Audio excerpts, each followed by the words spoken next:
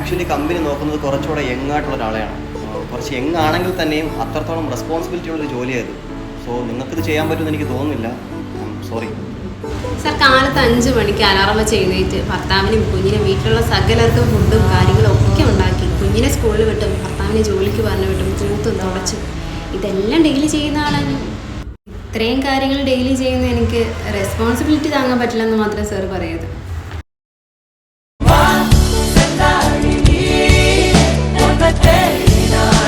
Interest